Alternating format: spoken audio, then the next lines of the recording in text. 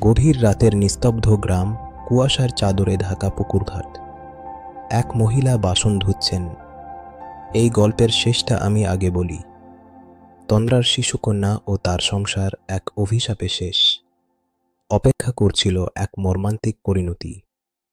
এই পরিণতির কারণ ছিল ডাকিনী বিদ্যার অপব্যবহার। এক প্রাচীন নিষিদ্ধ শক্তির ভুল প্রয়োগ ডেকে আনে সর্বনাশ। মাধবী দেবী ছিলেন গ্রামের শান্ত গৃহবধূ। তার জীবন ছিল সরল।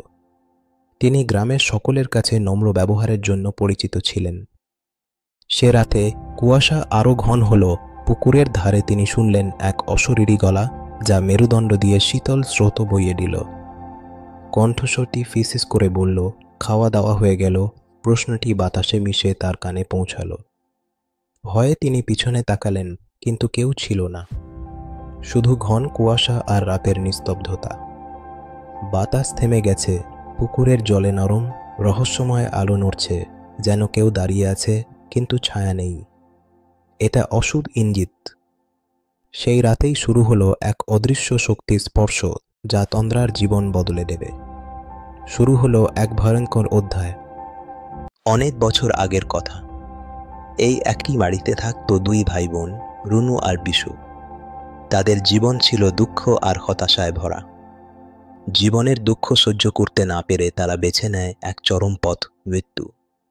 তাদের কষ্ট এতটাই গভীর ছিল যে বেঁচে থাকার আর কোনো অর্থ খুঁজে পায়নি তারা। বিশু গলায় দড়ি দেয়, তার নিথর দেহ ঝুলে থাকে এক অন্ধকার কোণে। রুনু সেই দৃশ্য সহ্য করতে না পেরে দৌড়ে ঝাঁপ দেয় এক প্রজ্বলিত আগুনে। গায়ে আগুন নিয়ে সে পুকুরের দিকে দৌড়ায়, বাঁচার শেষ চেষ্টা। কিন্তু পুকুরে জল ছিল অল্প, তার আগুন আর নেভেনি। তার আর্তনাদ মিশে যায় রাতের অন্ধকারে। কেউ তাদের দাহ বা পিণ্ডদান করেনি। তাদের আত্মারা শান্তি পায়নি, মুক্তি মেলেনি তাদের। ফলে সেই আত্মারা বন্দী রইল এই মাটিতে, মুক্তি পেল না কখনো। তাদের অতৃপ্ত আত্মা আজও ঘুরে বেড়ায় এই বাড়ির আনাচে কানাচে, এক অদৃশ্য অভিশাপ হয়ে। দিনের আলোয় জঙ্গলের পাশে এক শান্ত পরিবেশে গুরুমাতা এবং তন্দ্রা বসে আছেন। তাদের চারপাশে সবুজের সমারোহ, পাখির কলতান। বছর কেটে যায়, সময়ের সাথে সাথে জয় বড় হয়ে ওঠে। তার জীবনে আসে এক নতুন অধ্যায়, যখন তন্দ্রা তার জীবন সঙ্গিনী হয়। তন্দ্রা ছোটবেলা থেকেই অদ্ভুত সব স্বপ্ন দেখত। সেই স্বপ্নগুলো ছিল রহস্যময়, কখনো আগুনের শিখা, কখনো জলের গভীরতা, আর কখনো বা এক নারীর অস্পষ্ট কণ্ঠস্বর। এইসব স্বপ্নের অর্থ খুঁজতে গিয়েই সে গুরুমাতার কাছে আসে। গুরুমাতার সান্নিধ্যে এসে তন্দ্রা ডাকিনী বিদ্যা শিখতে শুরু করে, যা তার ভেতরে সুপ্ত শক্তিকে জাগিয়ে তোলে।